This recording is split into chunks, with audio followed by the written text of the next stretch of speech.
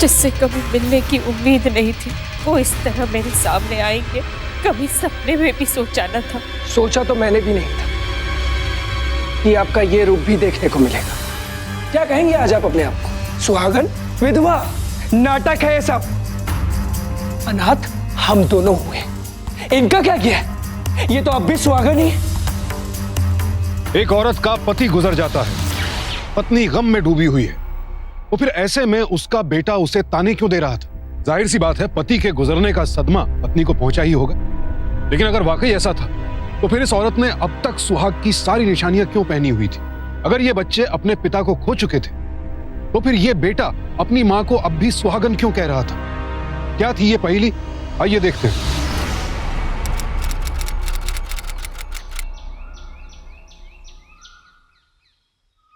देखिए यजमान जी, 20 तारीख को शाम 6 से 7:30 के बीच में बहुत ही शुभ मुहूर्त है।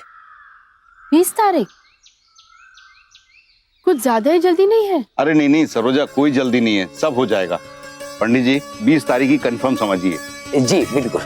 पापा, आप तो चाहते हैं ना कि मैं जल्द से जल्द इस घर से रवाना हो जाऊं? अरे नहीं बेटी, मैं तो कार्तिक की वजह से कह रहा था। उस बेचारे को छुट्टी कहाँ मिलती है। अब सगाई में आ रहा है, पता नहीं शादी में आ पाए ना आ पाए, है ना? शादी में भी आऊंगा, छुट्टी मिले या ना मिले। भैया, भैया, कैसे है?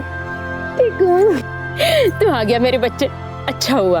तेरे बिना तो ये खुशियां अधूरी ही रह जाती और दिव्या का तो दिल ही टूट जाता, है ना? जानता हूँ, दिव्या के अलावा मेरे आने पर तो किसी और को कोई खास खुशी हुई नहीं है।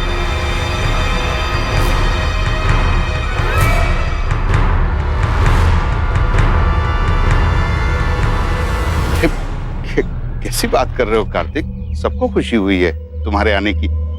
अच्छा, तुम सगाई के बाद कुछ दिन और रुकोगे ना? वैसे भी परिवार के साथ समय बिता। परिवार?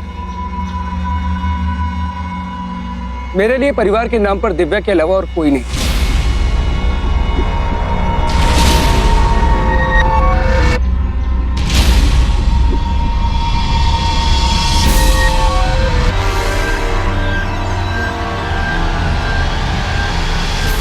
आते ही इसने बदतमीजियां शुरू कर दी। सरोजा, बच्चा है, समझ जाएगा। प्यार से समझाएंगे तो समझ जाएगा।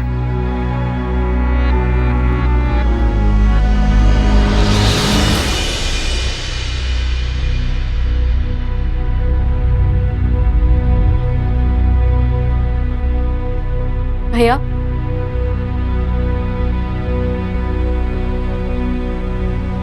आप माँ और पापा के साथ ऐसा क्यों बिहेव करते हो? माँ और पापा? दिव्या, तुम्हें लगता है कि मैं उनके साथ बुरा बर्ताव करता हूँ, और माँ ने जो हमारे पापा के साथ किया वो तुम्हें गलत नहीं लगता?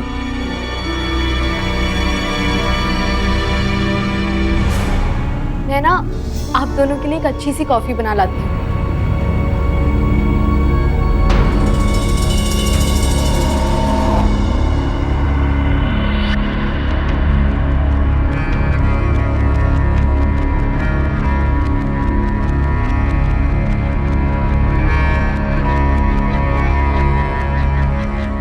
पापा, जिस आदमी को तुम अपना भगवान समझते हो ना, कुछ पता भी है तुम्हें इनके बारे में? अगर तुम्हारा घर टूटा है, तुम्हारा परिवार टूटा है, तो सिर्फ इस आदमी की वजह से।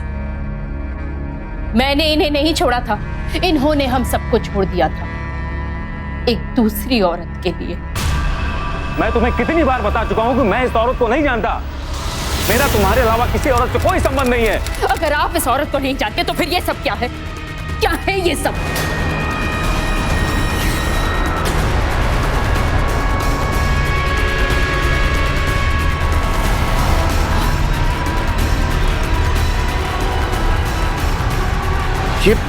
ये सब क्या है? मुझे नहीं पता यार, ये कौन है? मैं नहीं जानता इसको।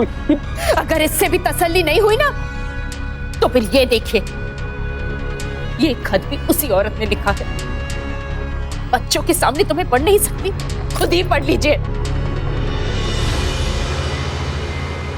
मेरे पेट में राजीव का बच्चा पल रहा।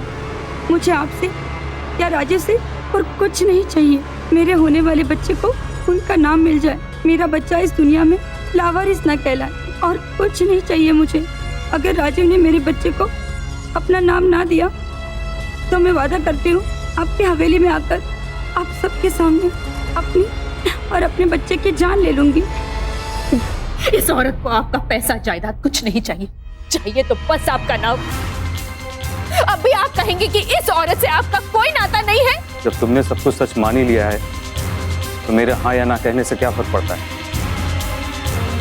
मैं इस घर को छोड़कर जा रहा हूँ, दोबारा लौटकर कभी नहीं आऊंगा। ये क्या क्या पागलपन है? हाँ?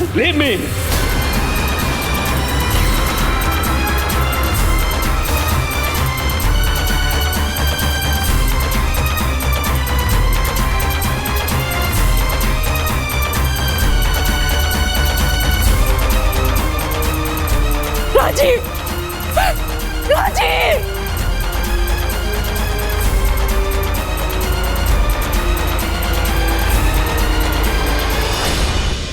हम सब सड़क पे आ जाते अगर उस दिन धर्मेश जी ने हमें सहारा न दिया होता। पापा ऐसा कर सकते? मैं यकीन नहीं कर सकता। आपने ये बात मुझे पहले क्यों नहीं बताई? धर्मेश जी के कहने पर उनका कहना था कि तुम और दिव्या अब भी बच्चे हो, लेकिन आज मुझसे नहीं रहा गया। बेटा, जो सच है ना, मैंने तुझे वही बताया है।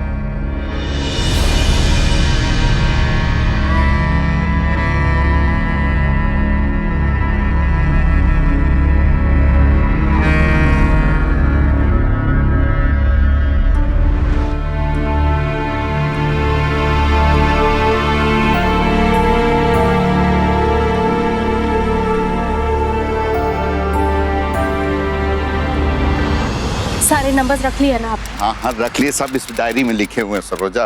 अच्छा, एक बात सुनिए हाँ, ना, बोलो। केटरर से बात करेंगे ना तो एक बार मुझे फोन जरूर कर लीजिएगा। हाँ भाई हाँ, कर देंगे। सुबह से 5वीं बार बोल चुकी हो, हाइपर होने की जरूरत नहीं है। अच्छा मैं जी।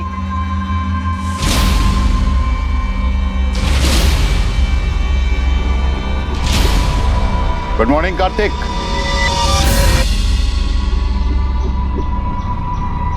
अरे चाचा,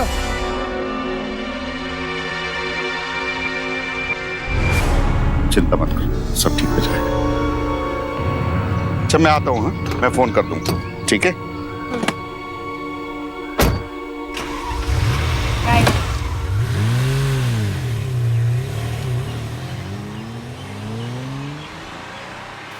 चाचा ये गार्डन की बाउंड्री इतनी खाली क्यों है? इसमें घास क्यों नहीं है? ये तो जैसा बड़े मालिक का हुक्म था वैसा हमने किया। उन्होंने कहा था कि 2-2 फुट जगह छोड़ के रखना, तो हमने छोड़ दिया।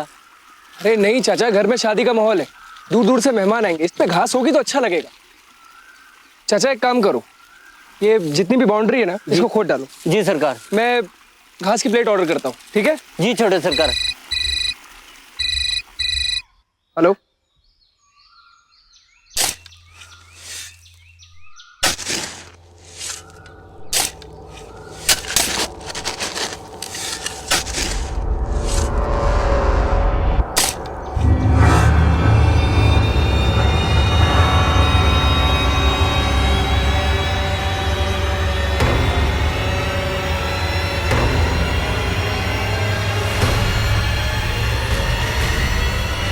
छोटे सरकार जल्दी आओ। क्या हुआ चाचा? कोई खजाना लगा?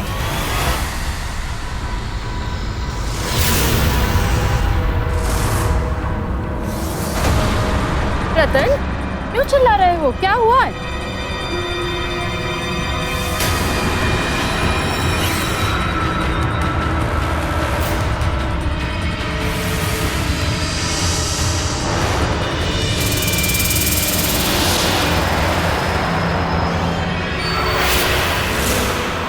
घड़ी?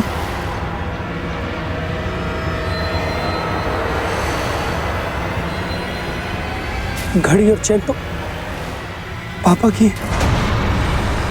पुलिस को बुलाना होगा।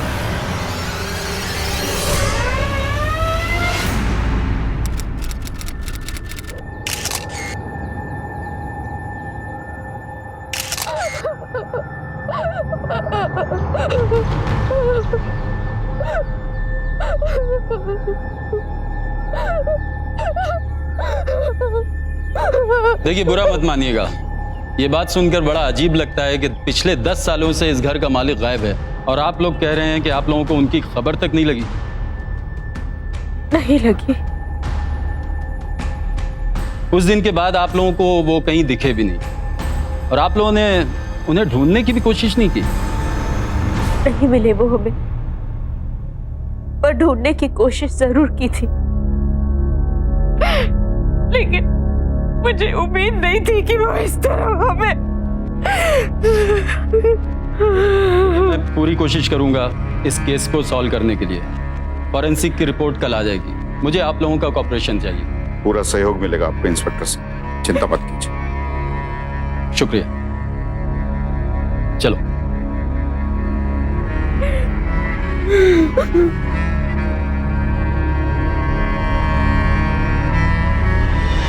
आपने तो कहा था कि पापा हमें छोड़कर किसी दूसरी औरत के साथ चले गए। मेरी खुद समझ में नहीं आ रहा बेटा कि ये सब क्या हो रहा है। वो औरत लाली, वो कहाँ है? अगर हमें पता होता तो क्या तेरे पापा तक नहीं पहुंच जाते हम? मुझे तो लगता है कि आप लोगों को सब कुछ पता है और बहुत पहले से पता था, लेकिन आप छुपाते रहे। नहीं बेटा, ये सच नहीं है। झूठ झूठ बोल रहे हैं आप दोनों। आप दोनों को शुरू से पता था कि पापा जिंदा नहीं है। बेटा कैसी बातें कर रहे हो, हम तुमसे क्यों छुपाएंगे ये बात? बेटा हम सच कह रहे हैं, हम तुमसे कुछ नहीं छुपा रहे हैं। बस कीजिए माँ, बहुत सुन लिया आपके बहाने, बहुत सुन लिया आपका झूठ। अब ये मत कहिएगा कि ये सब कुछ आप हमारी भलाई के लिए कर रही हैं। 10 साल में अपने पापा का इंतजार करता रहा और आप तो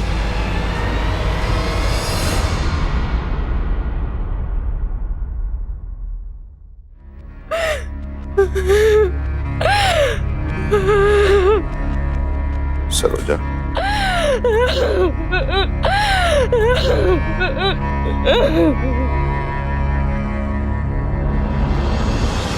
फॉरेंसिक रिपोर्ट के मुताबिक तुम्हारे पिताजी पर एक हमला सामने से हुआ है, किसी ब्लंट मगर भारी चीज से।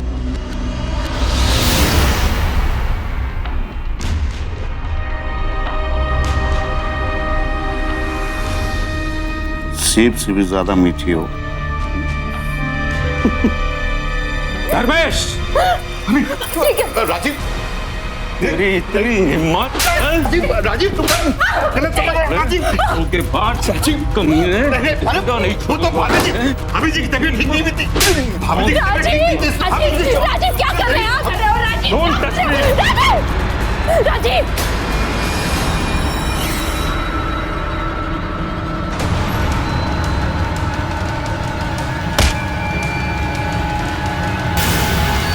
और दूसरा हमला पीछे से, जो इतना गहरा था कि रीढ़ की हड्डी तक पहुंच गया। यह हमला चाकू से हुआ।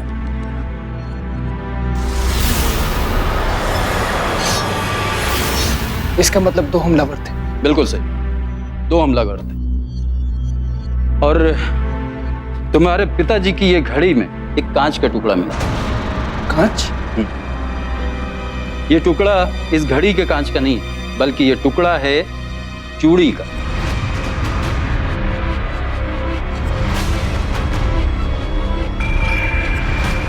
चूड़ी? इसका मतलब? बिल्कुल सही। हमलावर 2 थे, उनमें से एक औरत।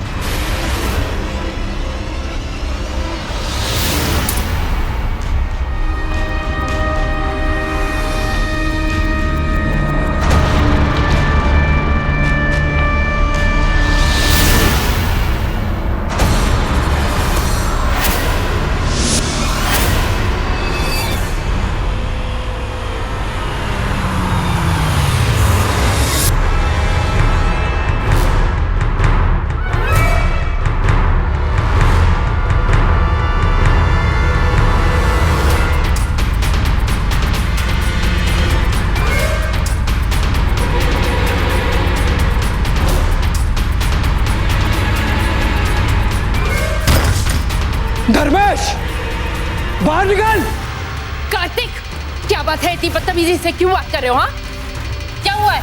खूनी हो तुम दोनों। क्या? तू क्या कह रहा है? मेरी कुछ समझ में नहीं आ रहा है। क्या बोल रहा है तू? पागल हो गए हो क्या? सब क्या बोल रहे हो? मैं सच कह रहा हूँ दिव्या, इन दोनों की असलियत सामने आ गई है। कौन सी असलियत? हाँ, कुछ नहीं समझ में आ रहा है मुझे। तू क्या कह रहा है? कर माँ, बस कर।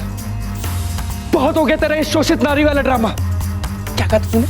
क्या कहा था कि मेरे पापा का किसी दूसरी औरत के साथ अफेयर है? किसी दूसरी औरत के लिए उन्होंने हमें छोड़ दिया, हमें रास्ते पर ले आए? हाँ?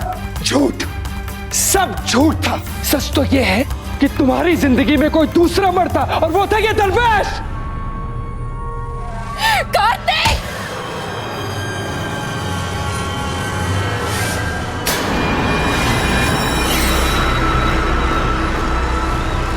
कार्तिक, तुम अपनी हद पार कर रहे हो। हद तो तुम दोनों ने पार कर दी। झूठ की, धोखे की, अय्याशी की। सच तो यह है कि मेरे पापा ने तुम दोनों को रंगे हाथों पकड़ा और तुम दोनों ने मिलकर उनका बेरहमी से कत्ल कर दिया, जमीन में गाड़ दिया। बस कर कार्तिक, बस कर। ऐसा घिनौना इल्जाम अपनी मां पर मत लगा। सरोजा, ये ऐसे नहीं मानेगा। रुको।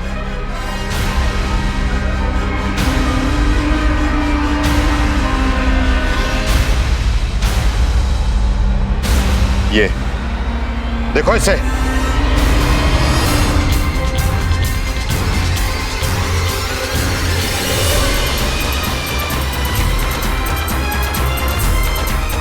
और बचे हाथों राजीव ने नहीं, किसने राजीव को पकड़ा था?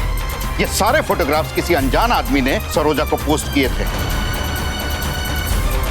और जब राजीव से हमने इस औरत के बारे में पूछा तो बिना कोई जवाब दिए, बिना सफाई दिए तुम्हारी मां को इस घर को छोड़कर चला गया। हमें जरा सा भी अंदाजा नहीं था कि राजीव की मौत हो चुकी है। और यह खबर हमारे लिए भी उतनी ही चौंका देने वाली थी जितनी कि तुम्हारे लिए। ऐसे सदमों से या तो रिश्ते और मजबूत हो जाते हैं या फिर हमेशा के लिए खत्म हो जाते हैं। इस तरह के सदमे से उभरने के लिए एक मां को अपने बच्चों के सहारे की जरूरत होती है और बच्चे भी अपनी मां के प्यार और हौसले पर निर्भर हो जाते हैं। ऐसे नाजुक समय में बेहद जरूरी है कि गम से घिरा परिवार एक होकर हालात का सामना करे। लेकिन जब ऐसा नहीं होता है तो परिवार का हर सदस्य इस सदमे से टूट जाता है, जख्म हरे रह जाते हैं, शक और नफरत की आंधी और गहरी हो जाती है।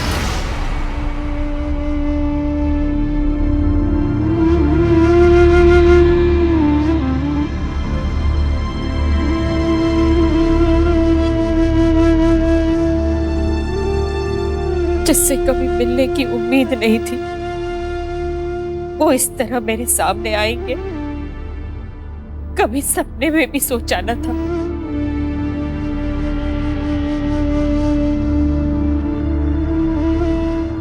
सोचा तो मैंने भी नहीं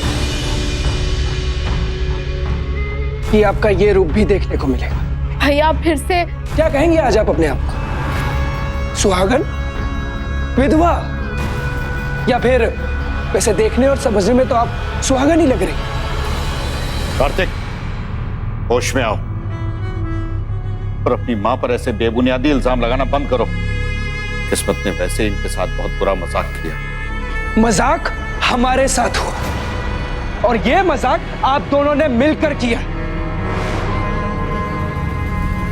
ये रही वो तस्वीरें जिन्हें दिखाकर आप दोनों ने मेरे पापा को गलत साबित किया था। ये फोटो नकली है, जाली है। इनमें किसी दूसरे के चेहरे पर मेरे पापा का चेहरा पेस्ट किया गया है।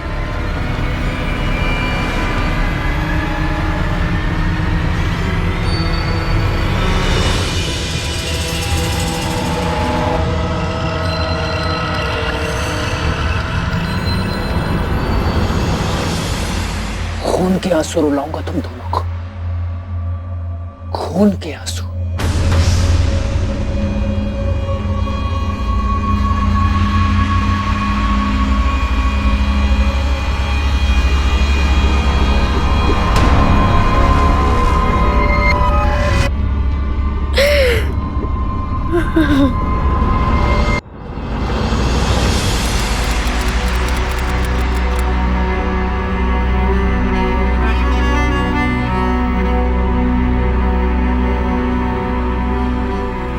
भैया कॉफी। रख दो, मैं पी लूंगा।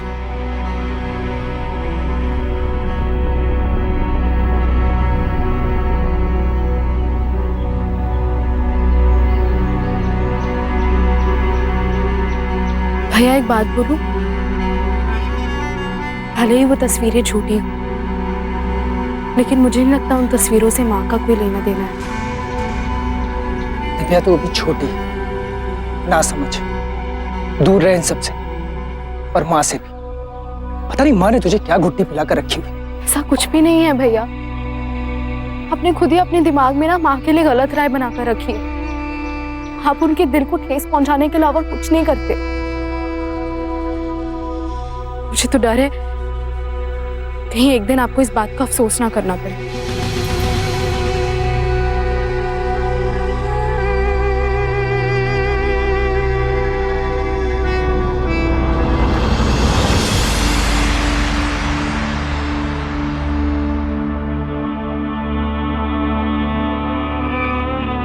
इतनी बड़ी गलती मैं कैसे कर बैठी। वो कहते रहे कि वो बेकसूर है, लेकिन मैं हमेशा उन्हें गलत समझती रही। एक बार भी मैंने नहीं सोचा कि ये फोटोग्राफ्स गलत भी हो सकती है, नकली हो सकती है। उन्हें अपनी सफाई में कुछ कहने का मौका तक नहीं दिया मैंने। अगर इस सब के बाद कार्तिक मुझे गुनहगार समझता है तो क्या गलत है इसमें? सरोजा, देखो, संभालो अपने आप को। इसमें तुम्हारी कोई गलती नहीं है। अब तुम्हें कैसे पता चलता कि ये फोटोग्राफ्स असली हैं कि नकली? एक नजर में किसी को नहीं पता चलता। उस वक्त तुमने वही किया जो एक स्वाभिमानी पत्नी को करना चाहिए था। इन सब चीजों का मतलब ये नहीं है कि तुम राजीव की मौत की जिम्मेदार हो। धर्मेश, ये औरत कौन है? हमें इसका पता लगाना होगा। प्लीज धर्मेश, मैं जानती हूँ कि हमेशा की तरह इस बार भी आप मेरा साथ निभाएंगे, मेरी मदद करेंगे इस औरत को ढूंढने के लिए। करेंगे सरोजा, लेकिन बात को समझने की कोशिश करो ना। ये 10 साल पुरानी बात हो गई है, और तब वो भोपाल से आई थी। अब वो पता नहीं कहाँ रहती है, भोपाल में रहती है कि नहीं रहती है। कुछ तो रास्ता होगा Dharmesh. There must be something.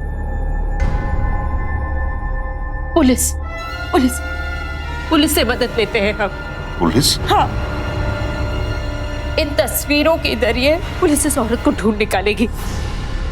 हम उस तक पहुंच जाएंगे, हम पुलिस की मदद लेंगे। चलिए ना, अभी पुलिस नहीं, सरोजा मेरी बात सुन। बड़ा सोच समझ के जाना चाहिए रिपोर्ट करने के लिए।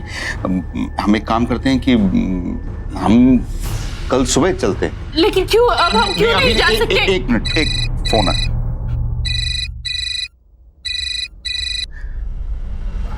हेलो,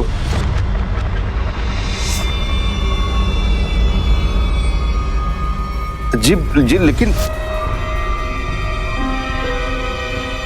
क्या हुआ? वो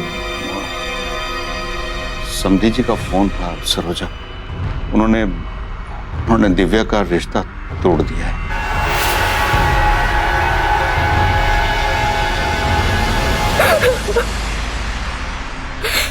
शांत हो जा मेरी बच्ची। दिव्या, भैया, क्या हुआ? क्या हो गया? लड़के वालों ने रिश्ता तोड़ दिया है। उनका कहना है कि हमारे परिवार में खोट है।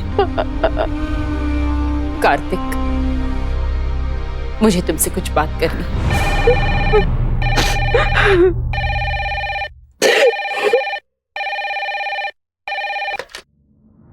हेलो, सरोजा बोल रही हो? हाँ, बोल रही हूँ। जिस औरत से आपके पति के नाजायज संबंध थे, उससे मिलना चाहोगी? आप जानती है उसे? बहुत अच्छी तरह से। मिलना चाहती हो तो भोपाल आ जाओ। पता लिखो। हाँ, बताइए। मकान नंबर 29, राजीव विहार, भोपाल।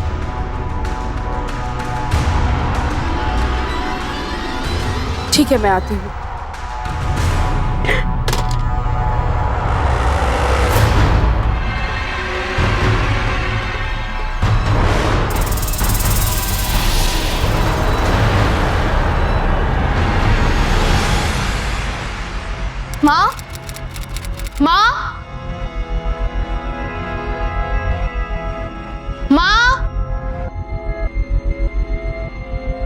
माँ, माँ,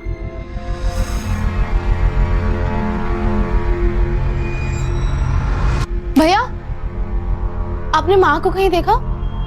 मुझे क्या पता, अपने कमरे में होगी। नहीं है, मैंने पूरे घर में ढूंढ लिया। सुबह से 10 बार फोन ट्राई कर चुकी हूँ लेकिन नहीं लग रहा। सुबह सुबह कहाँ चली गई वो?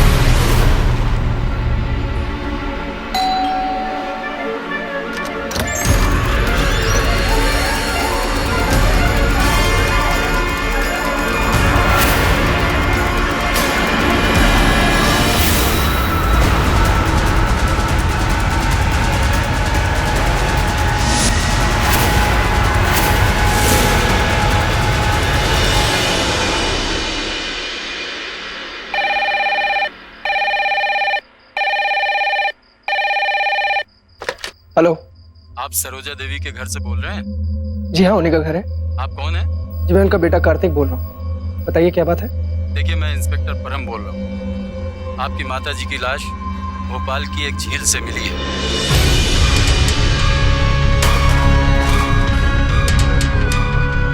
क्या हुआ भैया?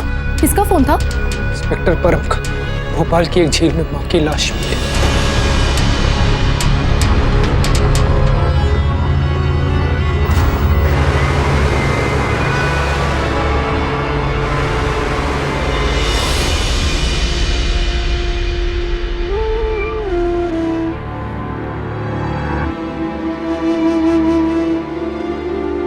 तुम सही कहती थी दिव्या,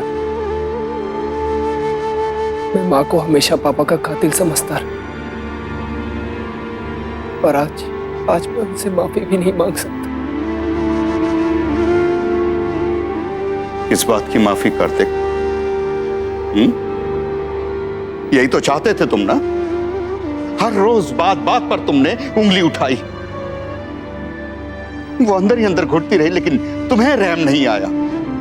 बस करिए ना। नहीं बेटा, आज चुप नहीं रहूंगा मैं। लेकिन कब तक एक माँ अपनी बेटे की तोहमतों को झेलती? जान दे दी उस बेचारे ने। मार डाला तुमने अपनी माँ को, तुमने मार डाला। लोग कैसे माफ करोगे अपने आप को?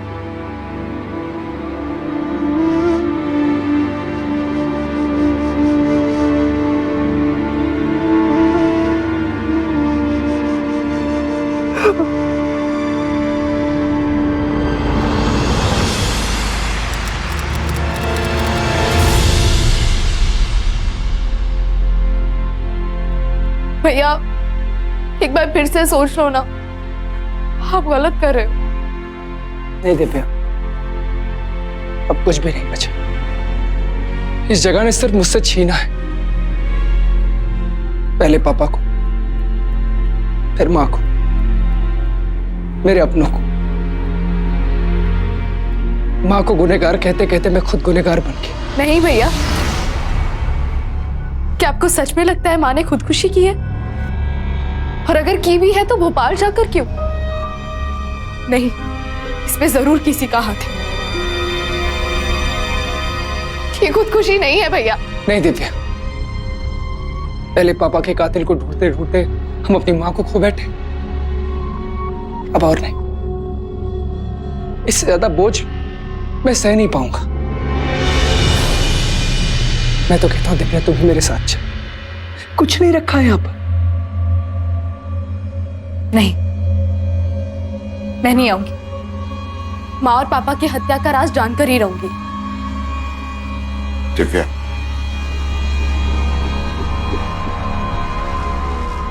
तुम्हारा भाई बिल्कुल ठीक कह रहा है। इस घर में तुम्हें अपनी माँ की यादों और सिसकियों के सिवा कुछ नहीं मिलेगा। अब अपने भाई के साथ चली जाओ। नहीं, बिल्कुल नहीं। सच्चाई जाने बगैर तो बिल्कुल नहीं। ठीक है, जैसी तेरी मर्जी। और जब भी मुझसे मिलने का दिल करे, कभी भी चलिए।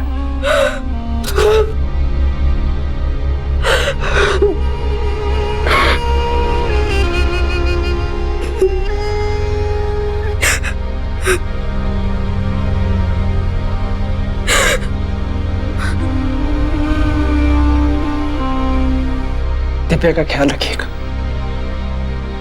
पापा। श्योर। भैया,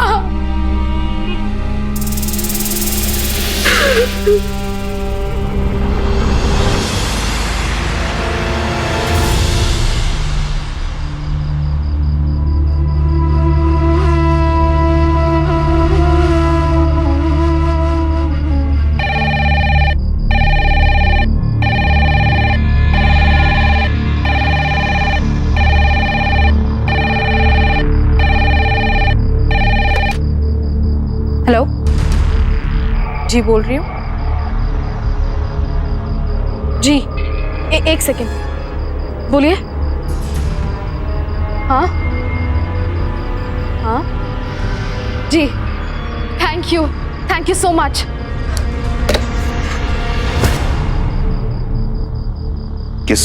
किसका फोन था? वही जिसका मुझे इंतजार था, वो मुझे फाइनली मिल गया। क्या मिल गया? पापा, उस दिन माँ को एक फोन आया था, वो नंबर मिल गया। मैं ये नंबर ना जाके पुलिस को दे दूंगी। जैसे ही पुलिस को वो इंसान मिल जाएगा जिसका ये नंबर है, हाँ। सारा खेल खत्म हो जाएगा। मैं अभी आई।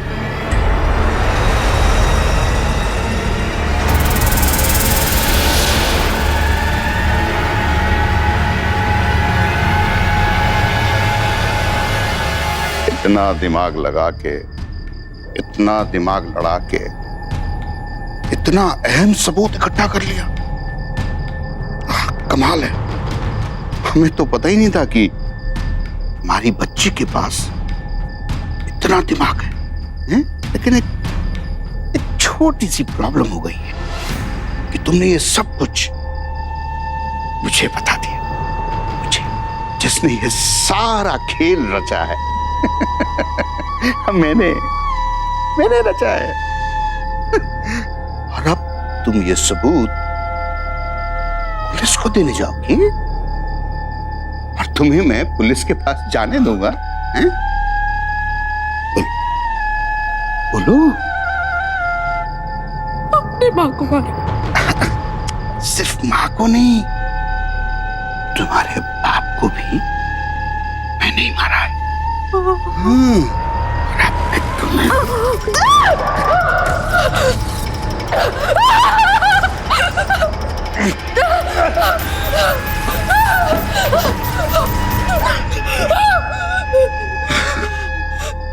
क्यों कर रहे हो ये सब? क्यों किया ये सब? क्योंकि नफरत करता था मैं तेरे बाप से, जलता था मैं उससे। तेरा बाप मुझे दोस्त समझता था, दोस्त, लेकिन मैं उसका सबसे बड़ा दुश्मन था। मुझे उसका सब कुछ चाहिए था, उसकी दौलत,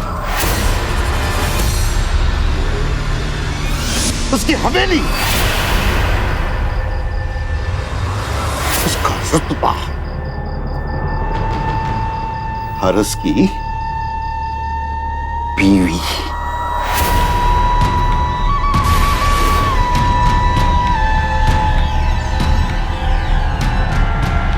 मैंने राजीव को अक्सर सरोजा के साथ झगड़ते देखा था। कब लेकर के जाओगे? मैंने उनके बीच के फासले का फायदा उठाया और उनकी खूबसूरत शादीशुदा जिंदगी में शक का जहर घोला। उसके बाद मैंने लाली की लीला रची। मैंने लाली के साथ अपने कुछ फोटो खिंचवाए। उसके बाद अपने चेहरे पर तेरे बाप का चेहरा चिपकवाया, तेरी मां को भड़काने के लिए। समझी? अगर आप इस औरत को नहीं जानते तो फिर ये सब क्या है? क्या है ये सब?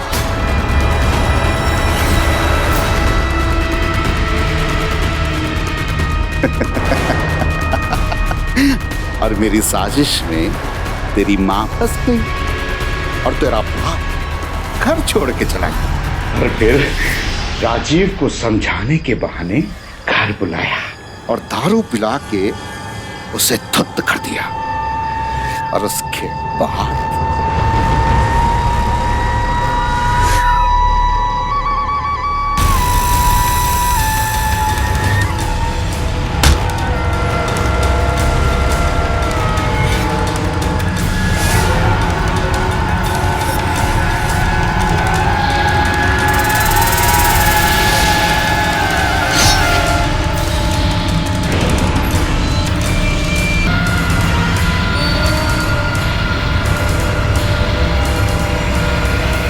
और रातों रात राजीव की लाश को हमने बागीचे में गाड़ दिया।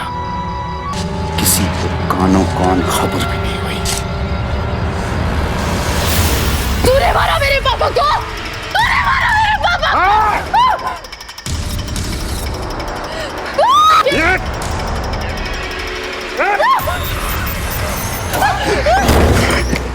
अरे खोल, अरे खोल दरवाजा। क्या दौड़ा रही है मुझे इस बुढ़ापे में? कोई नहीं है इस हवेली में तुझे बचाने के लिए, सिर्फ मैं हूं और तू है। खोल दे। नहीं खोलेगी, हम भी यहीं बैठे हैं। अच्छा चल, तुझे पूरी कहानी सुनाता हूं, फिर तो खोलेगी ना दरवाजा। है बेटी?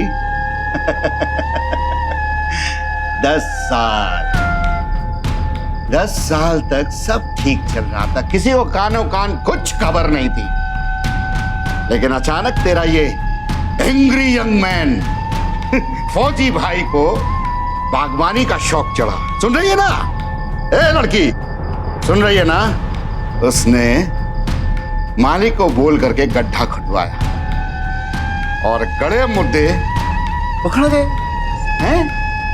अब तेरी माँ बहुत प्यार करता था उसे, वो भी कातिल को पकड़ने के लिए पता नहीं क्यों इतना उतावली हो रही थी। और जब वो पुलिस के साथ मिल करके लाली को पकड़ने का प्लान बनाने लगी तो मैंने लाली को फोन करके तेरी माँ को भोपाल बुलवाया। हाँ धर्मेश बोलो। लाली मेरी बात को ध्यान से सुनो, ये राजीव की बीवी सरोजा को फौरन फोन करो और उसे भोपाल बुलाओ। हेलो, सरोजा बोल रही हो? हाँ बोल रही हूँ। जिस औरत से आपके पति के नाजायज संबंध थे, मिलना चाहोगे उसे? आप जानती है उसे? बहुत अच्छी तरह। मिलना चाहती हो तो भोपाल आ जाओ। ठीक है, मैं पहुंचती हूँ।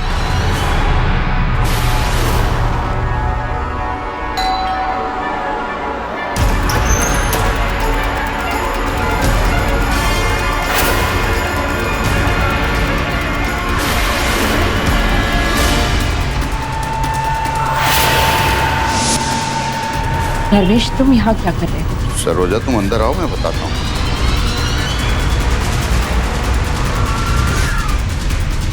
क्या कर रहे हो? अरे छोड़िए ना मुझे, क्या कर रहे हैं? अरे छोड़िए, क्या हो गया आपको धर्मेश? ये क्या कर रहे हैं आप?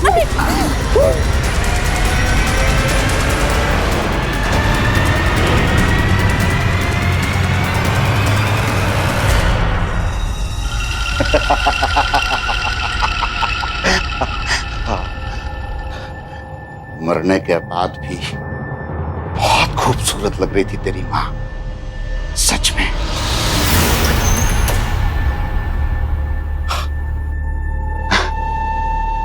बहुत दौड़ाया तूने मेरे पूरे परिवार को खत्म कर दिया। नहीं नहीं, अभी कहाँ, अभी तो तेरा फौजी भाई बचा है। तू इतनी प्यारी सी बच्ची बची है, बहुत प्यार से मारो। हाँ? बिल्कुल दर्द नहीं होगा। देख कुल्हाड़ी, ये तेरे गर्दन से बस कच, बस खेल खत्म। हाथ बंद कर, हाथ बंद कर।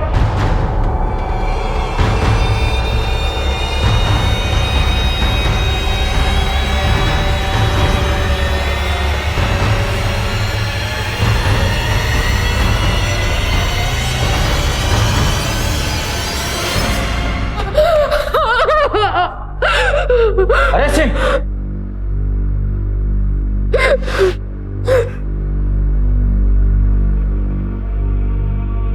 तुझे क्या लगा कि मैं अपनी अकेली बेसहारा बहन को यहां अकेला छोड़कर चला जाऊंगा? तो जिस नंबर को पुलिस से बचा रहा था ना, वो नंबर कल ही मेरे हाथ लग चुका था, जिसके जरिए तेरे जुर्म में शामिल तेरी दोस्त लाली को हम गिरफ्तार करवा चुके। और लाली ने अपने सारे गुनाह कबूल कर लिए हैं। अगर हमें कुछ चाहिए था तो वो आपका कन्फेशन आपकी अपनी जुबान से, वो भी रिकॉर्ड हो चुका है। अब चलें धर्मेश जी? 1 मिनट सर। मेरे पापा का भरोसा तोड़ने के लिए, ये मेरी मां का भरोसा तोड़ने के लिए, ये हम दोनों को अनाथ बनाने के लिए। चलिए ले चलो इन्हें। अपने माता पिता के कातिल को पकड़वाने के कार्तिक और दिव्या के दृढ़ निश्चय ने आखिरकार धर्मेश को कानून के शिकंजे में ला खड़ा किया। उनके मकसद ने उन्हें एक भाई बहन की जोड़ी के रूप में, परिवार के रूप में एक कर दिया। काश कि उन्होंने ये एकता पहले दिखाई होती तो शायद आज उनकी मां सरोजा जीवित होती। धर्मेश और लाली को पहले राजीव और फिर सरोजा के कत्ल के जुर्म में आईपीसी के सेक्शन 302 के तहत उम्र कैद की सजा सुनाई।